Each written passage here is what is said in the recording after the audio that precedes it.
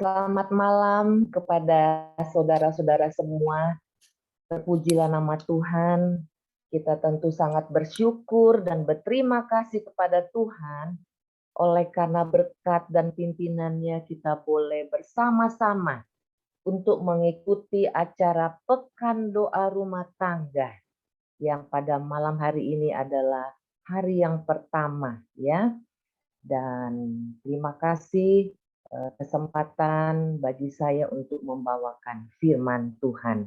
Baiklah, sebelum kita mendengarkan firman Tuhan, saya mengundang kita untuk berdoa terlebih dahulu.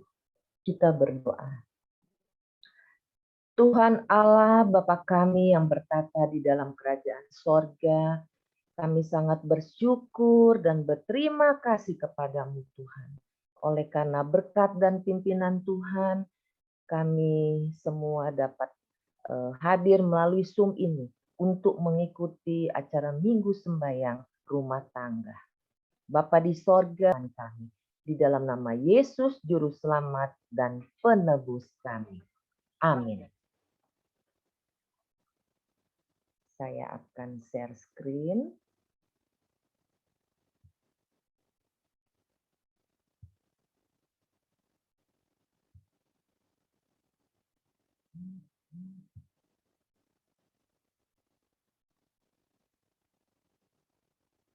Baik, sudah kelihatannya?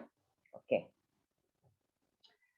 Saudara-saudaraku yang dikasih oleh Tuhan. Hidup ini adalah anugerah yang terbesar dari Tuhan. Tuhan telah memiliki rencana yang agung bagi kehidupan rumah tangga kita semua. Nah, bagaimana kita menyelami hidup ini dan supaya hidup yang kita jalani ini sangat berarti. Tuhan telah merancangkan kehidupan yang baik dan masa depan rumah tangga kita yang baik ya bagi kehidupan orang-orang yang percaya. Jadi rancangan Tuhan bagi kehidupan kita ini adalah baik. Tidak ada rancangan Tuhan yang tidak baik. Itulah sebabnya kita harus berusaha ya bagaimana supaya hidup kita ini berarti. Nah, hidup yang berarti ini hidup yang bagaimana? Yaitu hidup yang berbuah bagi Tuhan dan menjadi berkat bagi orang lain. Jadi maksudnya di sini bahwa Tuhan mau hidup kita ini dapat menjadi berkat bagi orang lain dengan menghasilkan buah, yaitu buah yang tetap dan buah yang tidak akan hilang. Itu adalah buah roh ya yang terdapat pada malam hari ini judul kita adalah kasih ya yang sudah disampaikan oleh Ibu Isti tadi. Nah, di dalam Galatia 5 ayat yang ke-22 dan 23 ya.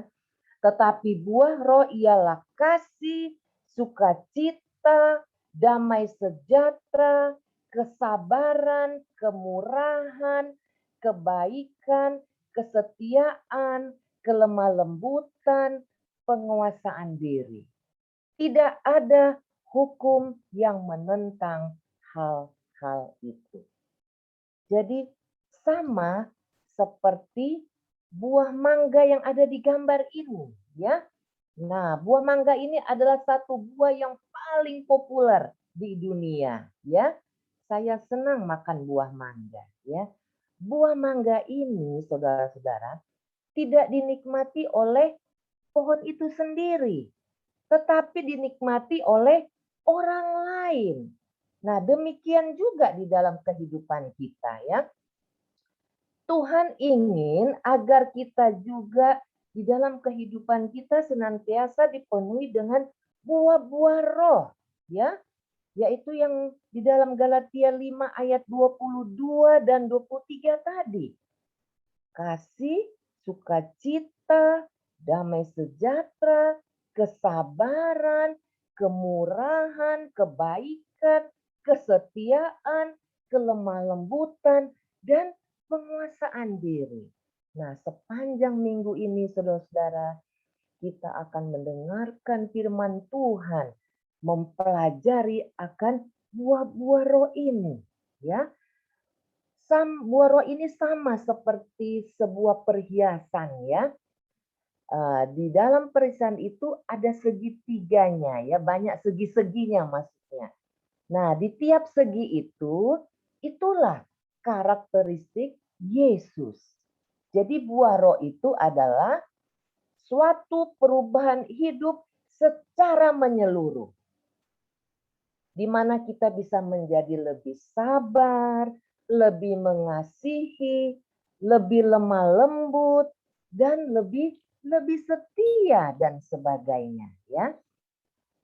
Di dalam 1 Korintus 13 ayat yang keempat sampai dengan ayat yang ketujuh dikatakan, kasih itu sabar, kasih itu murah hati, ia tidak cemburu, ia tidak memegahkan diri, ia tidak sombong. Ia tidak melakukan yang tidak sopan dan tidak mencari keuntungan diri sendiri. Ia tidak pernah dan tidak menyimpan kesalahan orang lain. Ia tidak bersukacita karena ketidakadilan, tetapi karena kebenaran. Ia menutupi segala sesuatu, percaya segala sesuatu, mengharapkan segala sesuatu, dan sabar menanggung segala sesuatu. Ada satu cerita, ya. Pada suatu hari ada seorang yang sedang berjalan, ya, dari satu kota ke kota yang lain. Di tengah jalan ia dihadang oleh beberapa perampok, ya. Perampok ini mengambil barang-barangnya dan memukul orang tersebut sampai tidak berdaya, ya. Kemudian perampok itu pun meninggalkan orang ini dan mereka pergi. Berapa saat kemudian datanglah seorang imam, ya.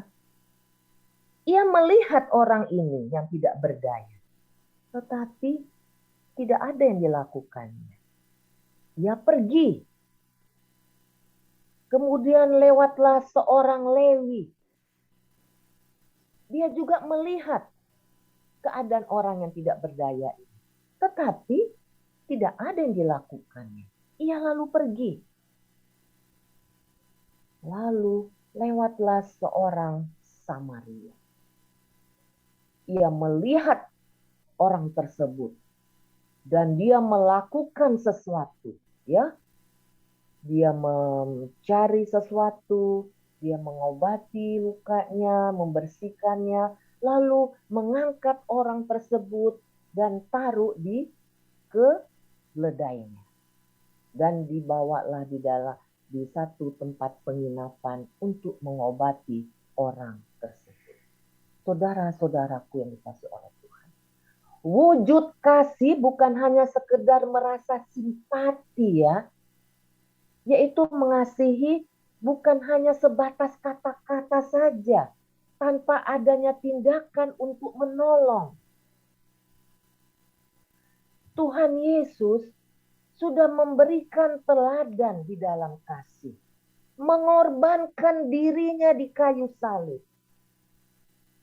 Ini menunjukkan bahwa Yesus benar-benar mengasihi semua manusia agar tidak binasa, melainkan beroleh hidup yang kekal.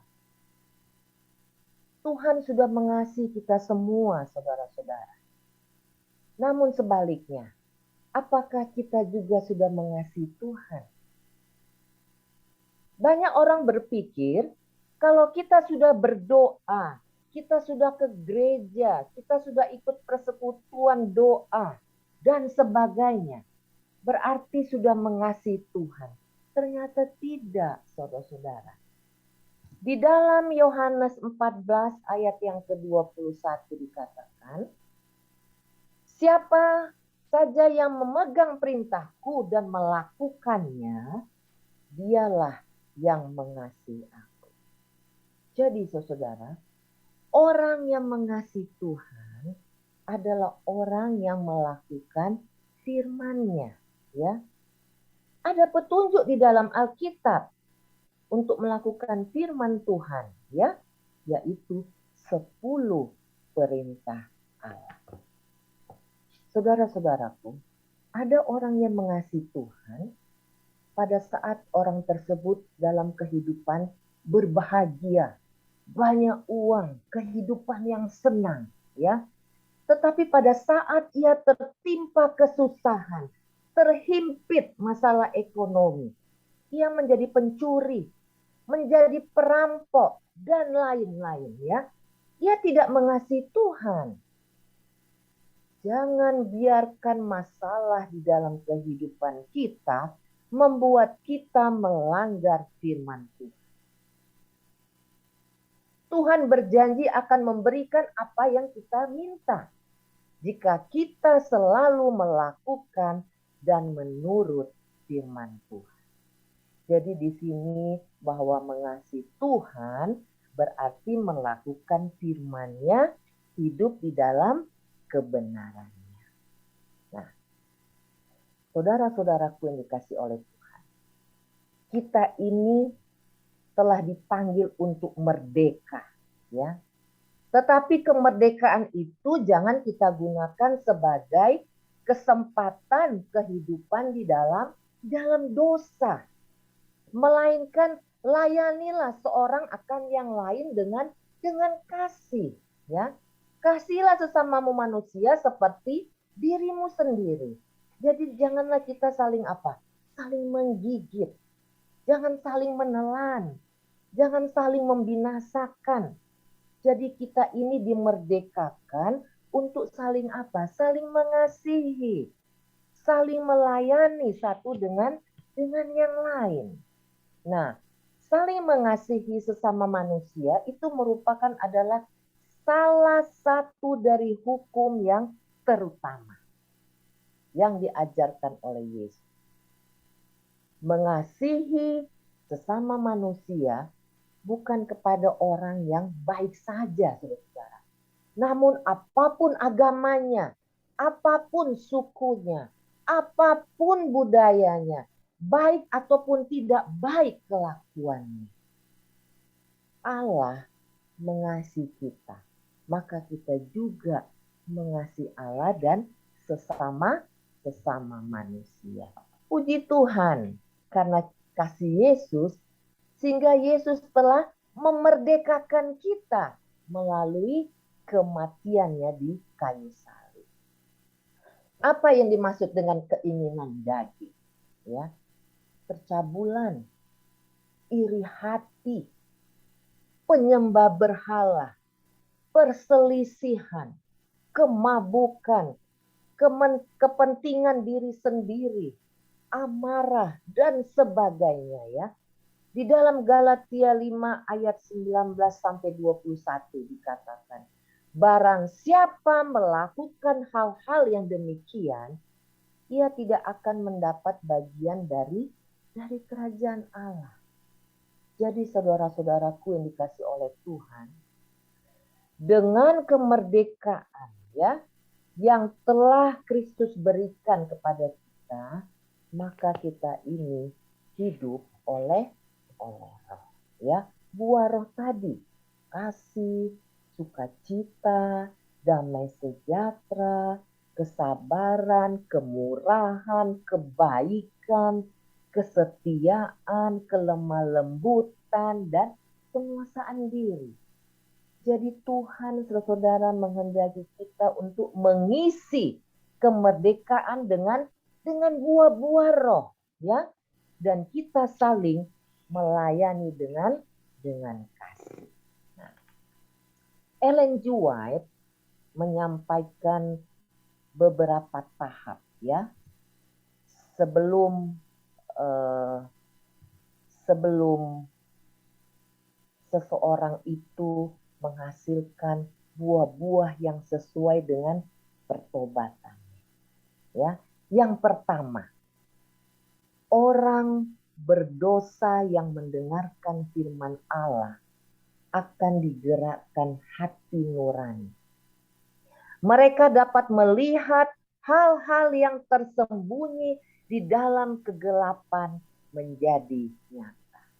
Saudara-saudaraku, siapa orang yang berdosa itu? Saudara dan saya, ya. Yaitu saudara dan saya yang mau mendengarkan firman Allah. Dan tentunya melakukannya akan digerakkan oleh hati nurani. Yang kedua, keyakinan yang mendalam menguasai pikiran dan hati. Mereka diyakinkan akan dosa, kebenaran, dan penghakiman. Ini semua terjadi karena Roh Kudus bekerja di dalam diri orang berdosa tersebut. Saudara-saudaraku yang dikasihi oleh Tuhan. Keyakinan akan kebenaran firman Tuhan yang sangat mendalam menguasai pikiran dan hati. Mereka diyakinkan akan dosa, kebenaran, dan penghakiman.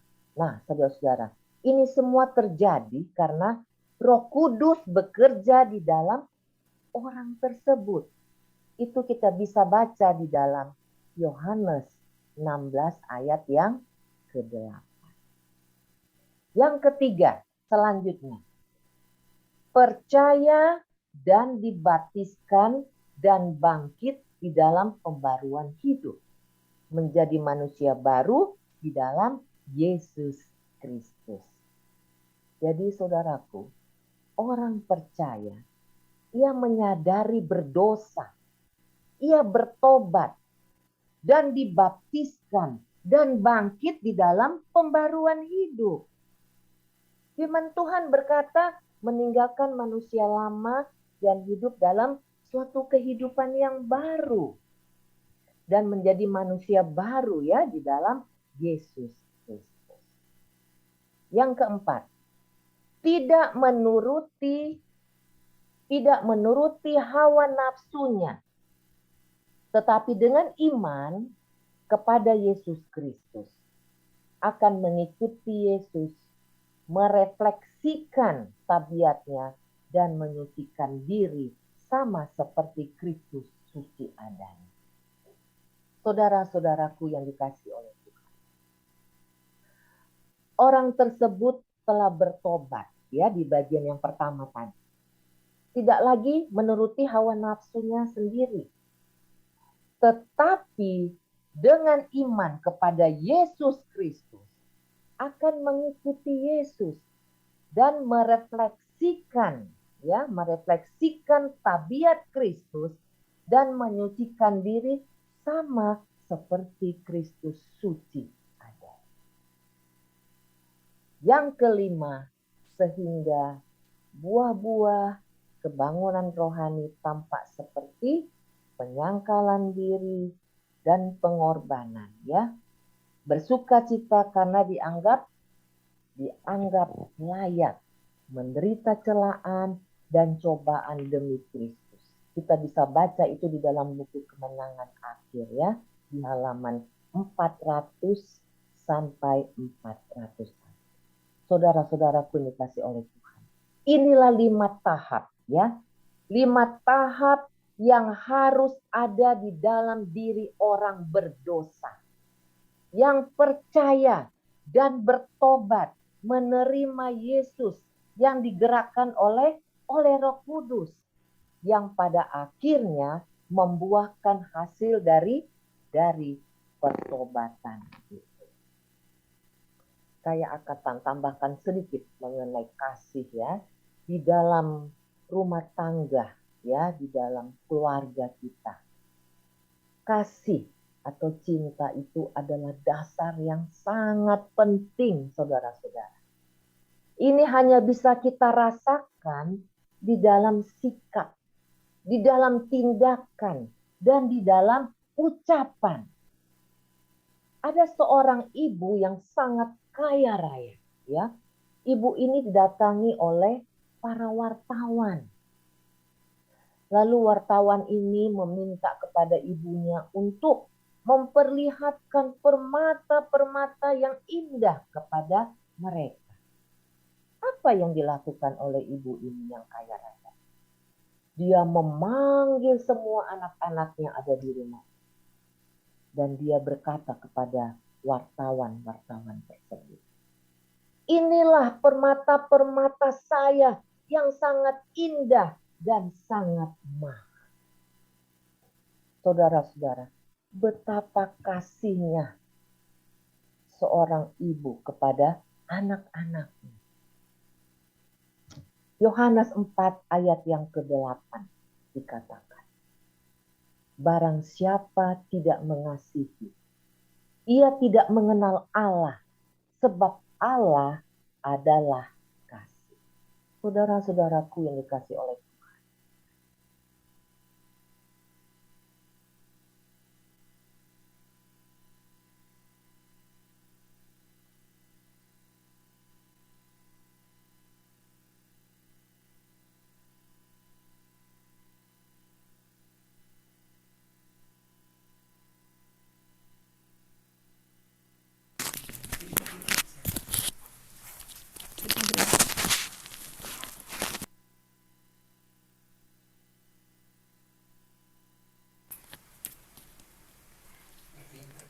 Baik, sepertinya kita terputus dengan Ibu Pendeta Ya, Tina yang sambungan. Kemamentu.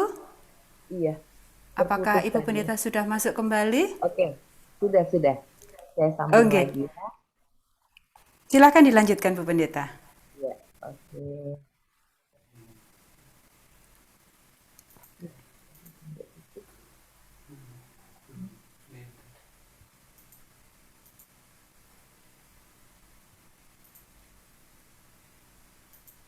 Ya,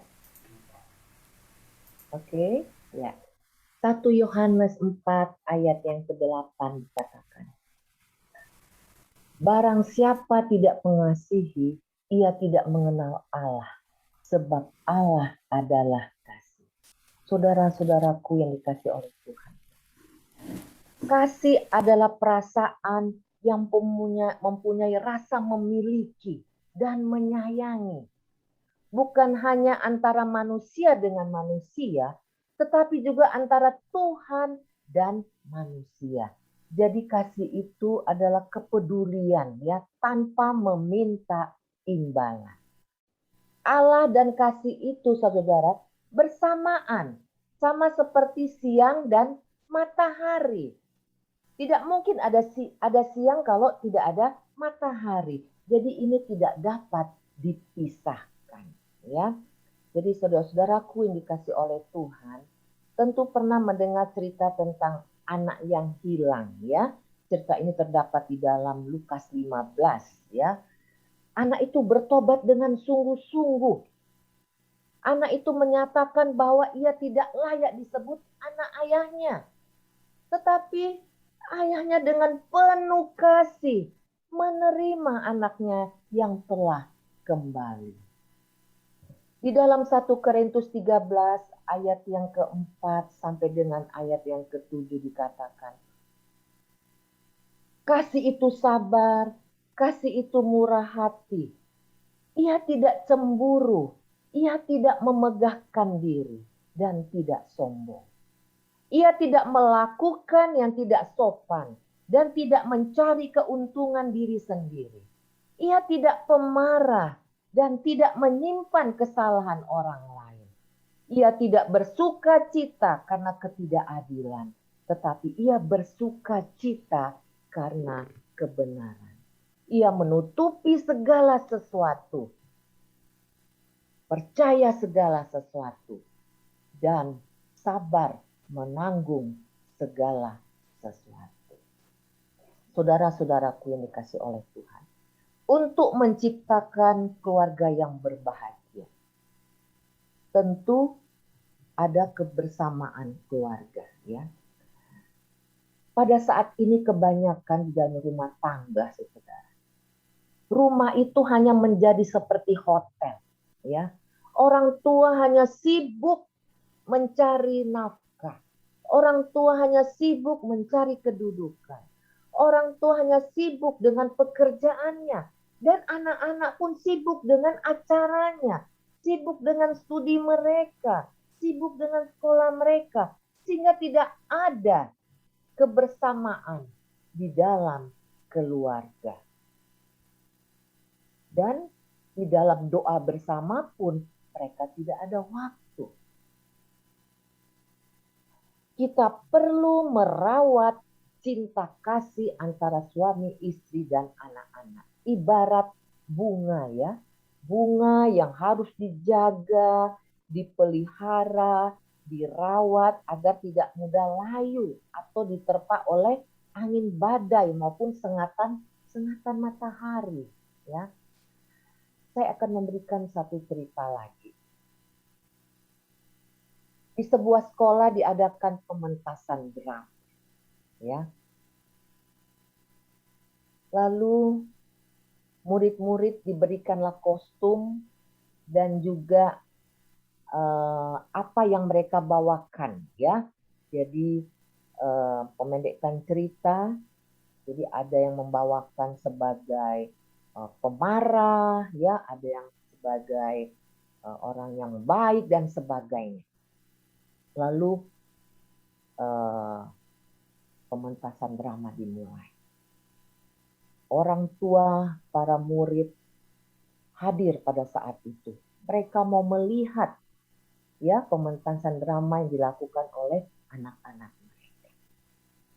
Lalu sesudah selesai pementasan drama, tim juri pun memberitahukan siapa pemenang yang membawa pementasan tersebut yang sangat baik, ya. Nah, terpilihlah seorang anak perempuan yang sebagai seorang ibu yang pemarah. Anak ini mendapatkan juara. Semua bertepuk tangan. Orang tuanya berdiri di tempat dengan bahagia sekali anaknya mendapatkan juara, ya. Lalu anak ini mengatakan, lalu anak ini diberikan hadiah ya dari guru. Lalu anak ini mengatakan, terima kasih kepada bapak dan ibu guru yang sudah memberikan hadiah kepada saya. Dan saya berterima kasih kepada orang tua saya. Karena dari merekalah saya bisa melakukan ini. Di rumah tiada hari tanpa marah. Di rumah tiada hari tanpa berteriak. Saya sangat mudah melakukannya di dalam pementasan drama. Coba kita bisa dapat bayangkan ya, bagaimana keadaan rumah tangga atau keluarga anak ini ya. Akhirnya para orang tua murid itu mereka melihat orang tua dari anak ini. Mereka tertunduk malu. Ya, mereka tertunduk malu. Saudara-saudaraku yang dikasihi oleh Tuhan. Melalui cerita ini, bagaimana perilaku orang tua terhadap anak-anak? Adakah kasih di dalam rumah tangga? Kuncinya terdapat di dalam Galatia 5 ayat yang ke-22 dan 23. Yaitu kasih, sukacita, damai sejahtera, kesabaran, kemurahan, kebaikan, kesetiaan, kelemah lembutan, penguasaan diri. Tidak ada hukum yang menentang hal-hal itu. Rumah tangga yang selalu tinggal di dalam Kristus akan menghasilkan buah-buah roh. Saudara-saudaraku yang dikasihi oleh Tuhan. Kita tentu pernah memakan buah semangka, ya. Apalagi isinya berwarna merah, ya, tentu manis, ya. Pada saat kita memakan buah semangka yang merah di dalamnya ya, tetapi pada waktu itu rasanya tidak manis. Tuhan ingin menemukan kita menghasilkan buah yang manis. Di mana buah itu dapat dinikmati oleh orang lain ataupun di dalam keluarga kita. Buah yang manis itu adalah perbuatan baik kita. Perbuatan yang mulia, yang tidak ada emosi. Kasih di dalam rumah tangga. Sebagai kesimpulan renungan kita pada malam hari ini, kita harus memancarkan buah-buah roh di dalam keseharian kehidupan kita. Baik itu di dalam tutur kata kita, di dalam perbuatan kita, penuh kasih sayang dan penyerahan kepada Tuhan. Dan kita memberikan kedamaian dimanapun kita berada. Ada satu ungkapan mengatakan, untuk membangun sebuah rumah memerlukan banyak uang. Untuk membangun rumah tangga memerlukan kasih sayang. Untuk membangun suatu rumah tangga yang berbahagia memerlukan banyak kasih Tuhan. Kiranya melalui firman pada malam hari kita dapat melakukan yang terbaik buat rumah tangga kita. Ya, adanya kasih sayang dan kita mencerminkan buah-buah roh di dalam rumah tangga. Sepanjang minggu ini kita akan mempelajari buah-buah. Dan pada hari ini kita sudah mempelajari tentang kasih. Kiranya Tuhan memberkati kita semua. Saya ajak kita untuk berdoa bersama-sama. Bapa yang bertatah di dalam kerajaan sorga, kami memuji dan membesarkan nama-Mu, Bapakku yang di sorga. Oleh karena berkat kasih setiamu, kami boleh mendengarkan firman-Mu pada malam hari ini, Tuhan. Dan kami memohon Tuhan, biarlah firman yang kami sudah dengarkan bersama-sama boleh menjadi pedoman di dalam kehidupan rumah tangga kami masing-masing, Tuhan. Kami dapat memancarkan buah-buah roh di dalam kehidupan rumah tangga kami. Baik di dalam tutur kata, dan pertobatan kami dengan penuh kasih. Pada saat ini Tuhan, hamba-Mu mau berdoa untuk umat-umat Tuhan yang ada di distrik Jember. Kiranya Tuhan tolong berkati mereka secara pribadi maupun keluarga ya Tuhan. Kiranya Tuhan memenuhi kebutuhan mereka, baik secara jasmani teristimewa rohani. Berikanlah mereka kesetiaan, iman, dan fokus hanya kepada kedatangan Tuhan. Bapa yang di sorga, berkati di dalam segala usaha pekerjaan, keberhasilan. Di dalam rumah tangga berikanlah kedamaian, kebahagiaan. Di dalam jemaat berikanlah persatuan dan kesatuan. Dan biarlah umat-umat Tuhan yang ada di distrik Jember adalah umat-umat yang suka melayani pekerjaan Tuhan, sehingga jemaat-jemaat di distrik Jember semakin hari semakin bertumbuh, baik di dalam iman, pengharapan, dan mengasihi satu dengan yang lain. Terima kasih Tuhan, ampunilah segala dosa dan kesalahan kami. Di dalam nama Yesus Juru Selamat dan Penebus kami. Amin.